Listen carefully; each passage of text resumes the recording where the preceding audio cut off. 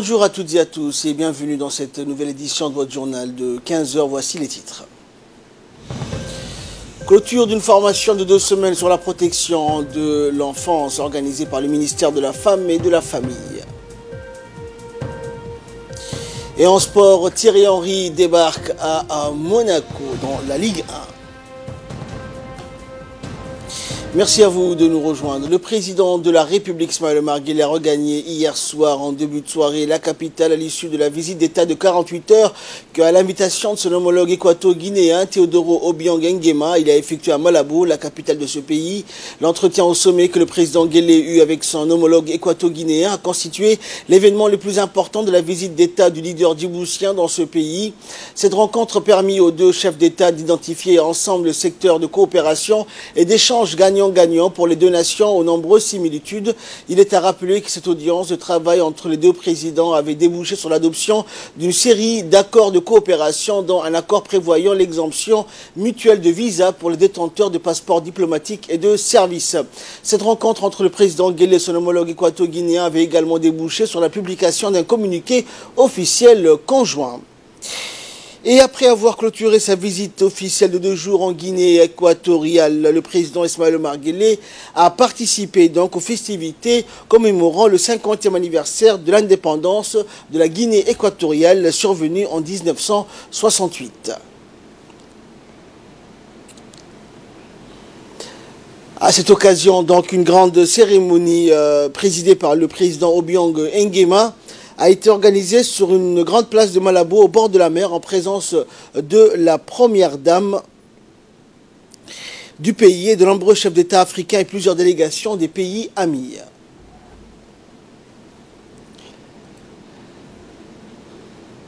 Les forces militaires également des différents corps de l'armée équato-guinéenne ont organisé une grande parade militaire pour célébrer l'événement.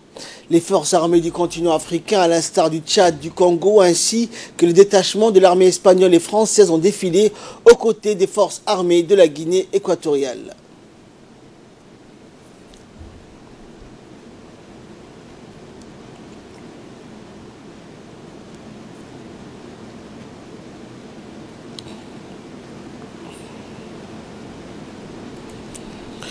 Ainsi donc les anciens combattants, la protection civile, les représentants des institutions religieuses et culturelles, la société civile ont participé à la grande parade retransmise en direct sur la télévision nationale.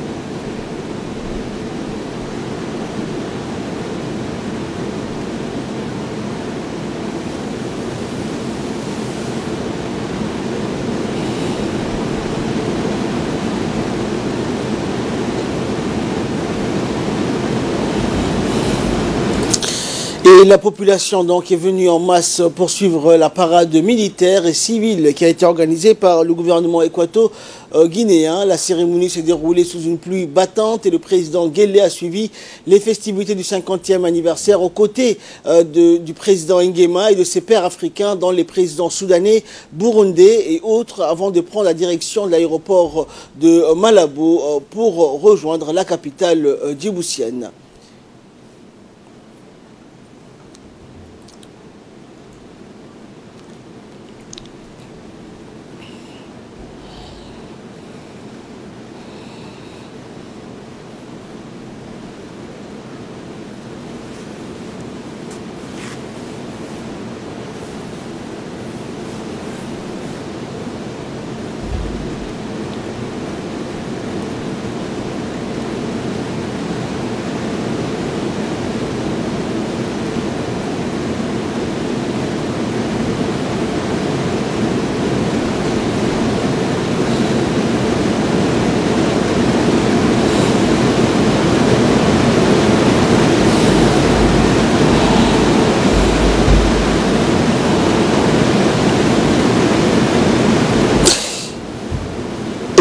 Les festivités donc, du 50e anniversaire de la Guinée équatoriale ont débuté avec l'arrivée du président Obiang Nguema de la Guinée équatoriale qui a pris place sur la tribune officielle aux côtés de ses pairs africains et chefs des délégations donc, des pays amis donc installés sur la tribune officielle pour participer donc à la grande parade militaire et civile de la Guinée équatoriale qui célébrait hier donc le 50e anniversaire de l'indépendance de leur pays.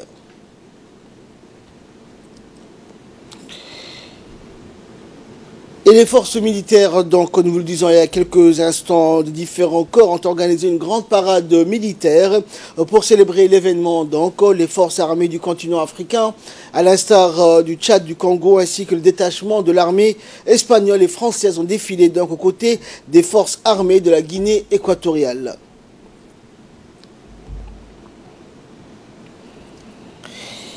Et les anciens combattants, donc la protection civile, les représentants des institutions religieuses et culturelles ont participé également à la parade militaire. La population est venue donc en masse poursuivre la parade militaire et civile qui a été organisée pour commémorer l'événement.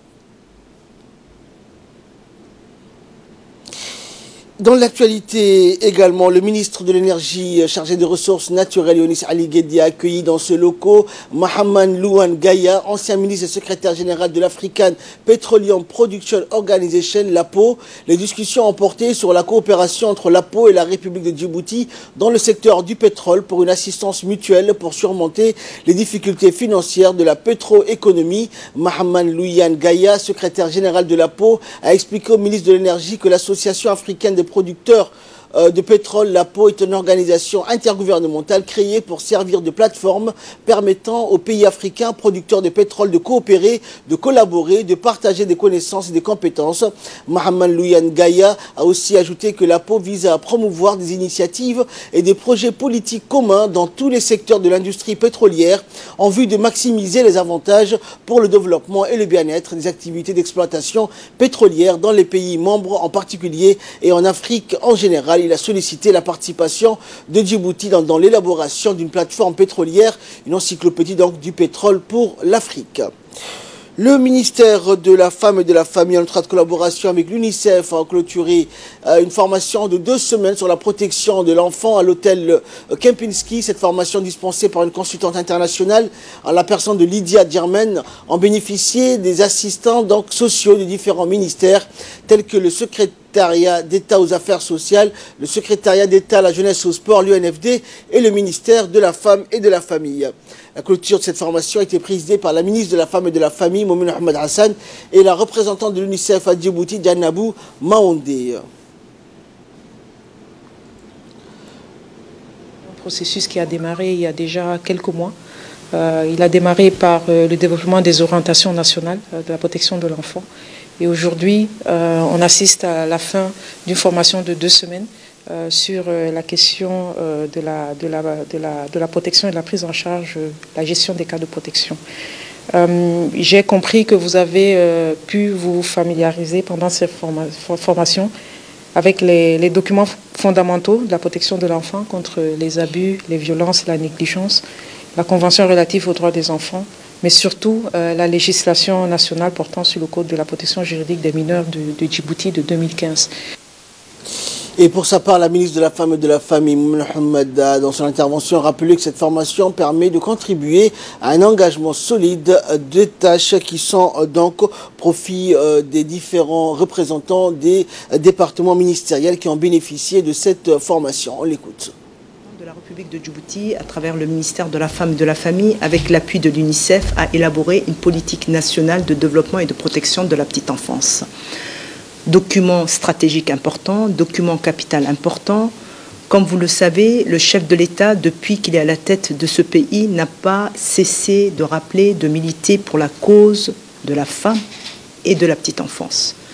Et sans oublier l'engagement, la détermination sans faille de la Première Dame qui a multiplié les structures, les initiatives pour protéger la petite enfance. Je peux vous en citer le Centre de développement de la petite enfance, je peux vous en citer la Pépinière d'Ariel, Je peux vous citer toutes les formations et actions entreprises au sein de l'UNFD, la formation, la première école pour les enfants malentendants, malvoyants, donc toutes ces initiatives. Alors quand nous avons un chef de l'État aussi déterminé, une première dame aussi engagée sur un sujet, on ne peut être qu'emballé et suivre ce chemin-là. Maintenant, je vous ai parlé de la politique nationale de développement de la petite enfance. Dans le cadre de cette politique-là, il y a un axe renforcement de capacité du personnel qui doit travailler avec cette cible-là, cette catégorie de population de notre territoire, qui est la petite enfance. Le renforcement de capacité, nous avons des acteurs, des assistants sociaux, des assistants maternels, des auxiliaires, des éducateurs. Il y a plusieurs profils.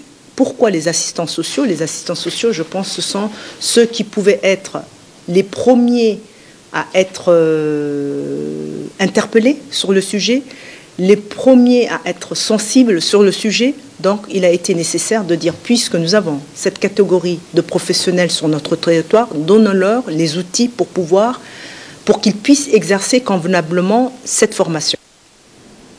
Dans l'actualité également, le ministre de l'Habitat, de l'Urbanisme et de l'Environnement, Moussa Mohamed Ahmed, a participé du 8 au 11 octobre dernier en Corée du Sud à une conférence organisée par le Fonds vert pour le climat et intitulée Conférence mondiale pour les autorités nationales désignées et le partenariat pour l'investissement privé pour lutter contre le changement climatique. Le ministre est accompagné par Ahmed Araïta, ambassadeur de Djibouti au Japon et en Corée du Sud, et Dine Abdallah Omar, secrétaire général du ministère de l'Habitat. À l'occasion de cette conférence, le ministre de l'Habitat a rencontré Javier Manzanares, directeur exécutif par intérim du Fonds vert pour le climat. L'autre objectif de cette conférence était de mettre en place une stratégie pour mobiliser le financement du secteur privé dans la lutte contre le changement climatique. Les participants ont notamment discuté des conditions qui permettent l'engagement du secteur privé dans la mobilisation du financement pour développer les énergies renouvelables, renforcer la sécurité alimentaire et assurer l'accès à l'eau potable. Et tôt dans la matinée d'aujourd'hui, le général de corps d'armée Zakaria Cheikh Ibrahim, chef d'état-major général des armées, s'est rendu au camp militaire de Dikil à bord de l'avion militaire de type LED 410 où des jeunes recrues uniquement féminines au nombre de 70 effectuaient des exercices de manœuvre et un raid comptant pour les examens finaux. Dans son déplacement, le général Zakaria a été accompagné par le général de brigade Tahir Ali Mohamed, chef d'état-major de la défense, du colonel Wagdi Djama Moussa, chef de corps du régiment quartier général et chef de protocole du SEMGA, de la directrice des affaires sociales Zainab Aïnache, de la directrice des personnels civils de l'armée Fatouma Farah et plusieurs hauts responsables des forces armées djiboutiennes. Cette visite d'inspection donc a pour objectif de contrôler la qualité de la formation dispensée et d'évaluer l'acquisition du savoir-faire technique et tactique des stagiaires. Notons que cette formation, appelée CME, certificat militaire élémentaire d'une durée de 7 mois, avait pour but d'inculquer les notions de base et les rigueurs de la vie militaire à nos jeunes soldats.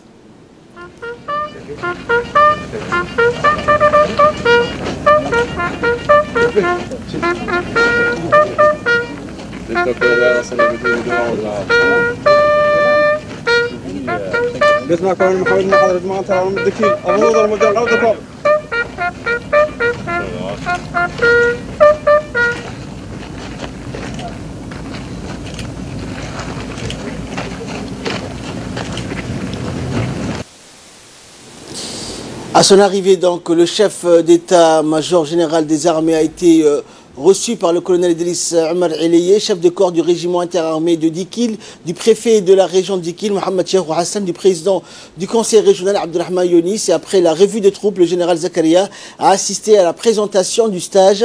Cette présentation, donc scindée en deux parties, comportait dans sa première portion les différentes étapes du raid décrit par le capitaine Ahmed Reissé Dahir Mohamed, commandant d'escadron de reconnaissance et d'intervention stationné à Ouéa dans le camp Ouaïs Adjab.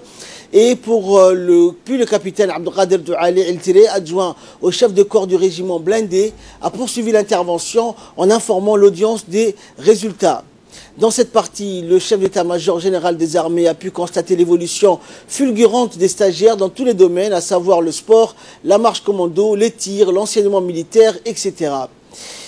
Et par la suite, donc, en premier lieu, le chef d'état-major général des armées, le général de corps Zakaria Cheikh Ibrahim, a passé en revue les troupes dressées à son honneur à l'occasion de cette visite, y compris la délégation l'accompagnant dans son déplacement.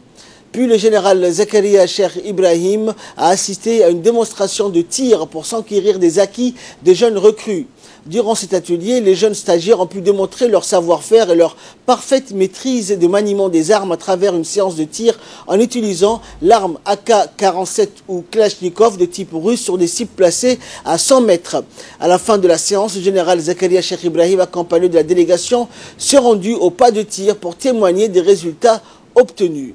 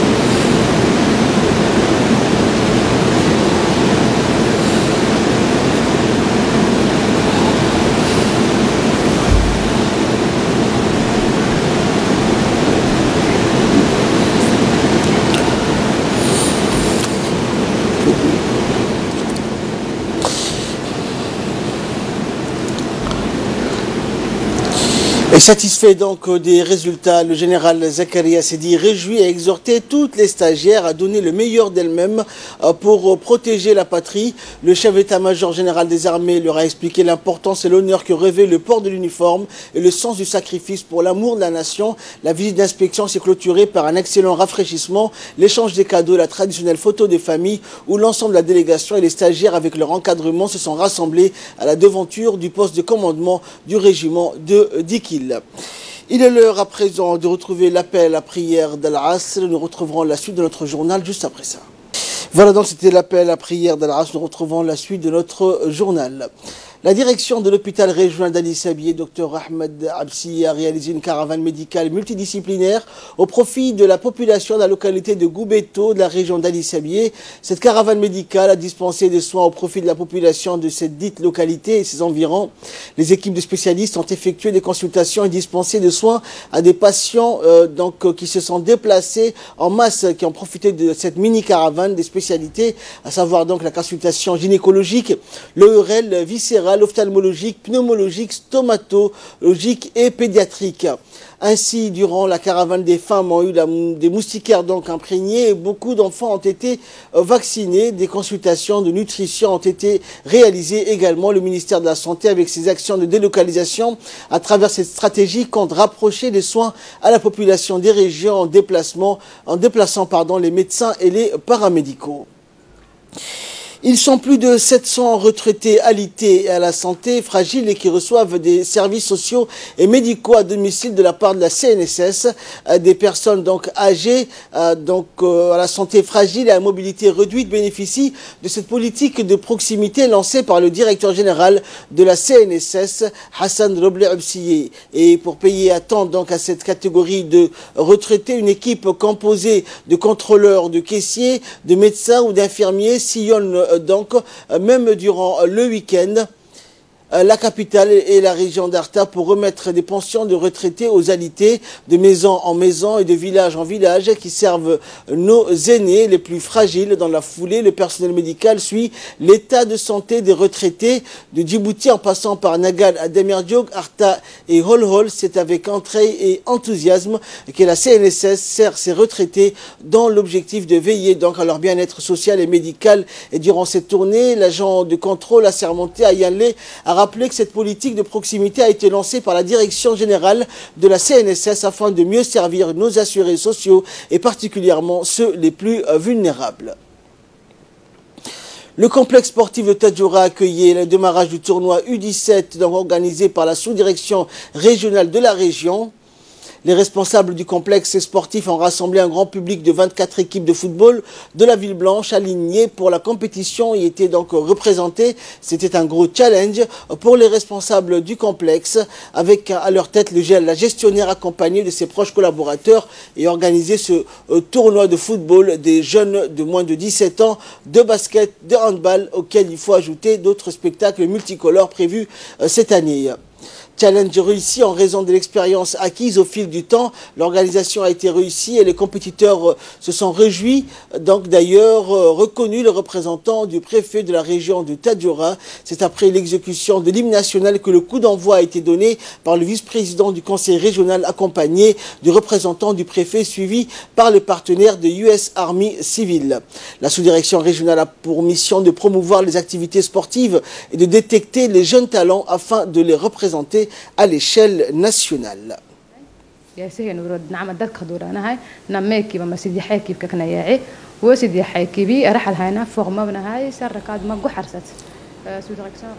Également dans l'actualité, pour accompagner les grands chantiers initiés par le président de la République en vue de faire de Djibouti un hub logistique régional en dotant le pays des infrastructures adéquates indispensables au développement, il a été décidé de réhabiliter le corridor national.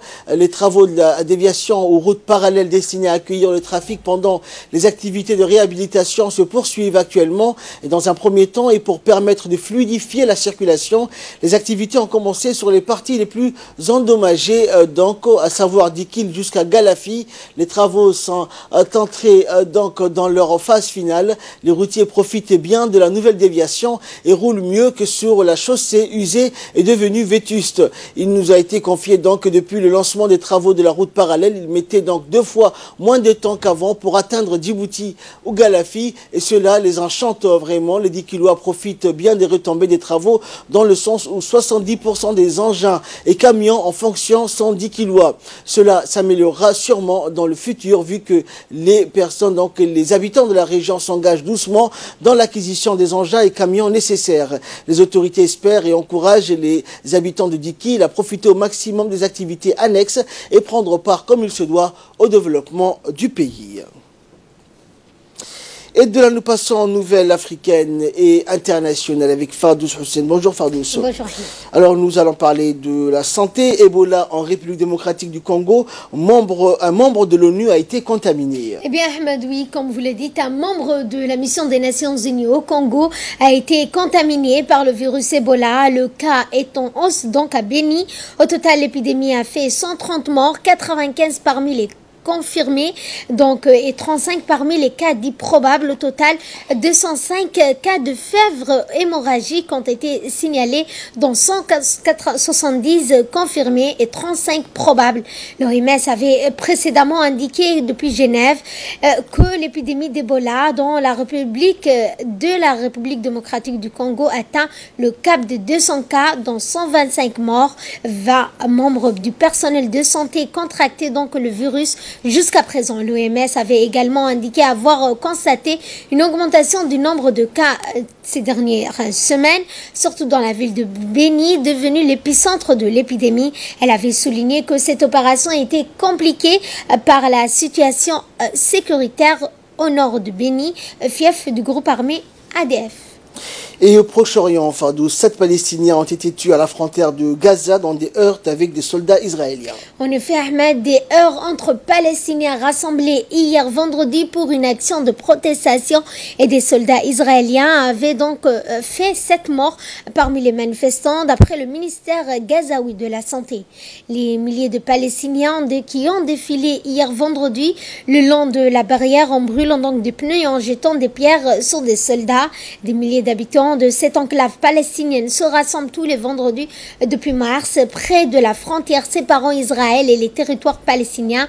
Dans le cadre de la grande marche du retour, ils protestent contre le blocus imposé depuis plus de 10 ans par l'État hébreu. Environ 150 Palestiniens et un soldat israélien ont été tués depuis le début de cette action de protestation. Et nous allons parler de réseaux sociaux. Fardous, Facebook reconnaît que 29 millions de comptes ont été hackés. En effet, Ahmed, le réseau social américain Facebook a reconnu que 29 millions de comptes d'utilisateurs avaient été hackés lors de la cyberattaque révélée le mois dernier. Par ailleurs, 1 million de comptes supplémentaires ont été affectés par cette intrusion sans que les informations personnelles aient été toutefois dérobées. Le FBI a été saisi de cette affaire.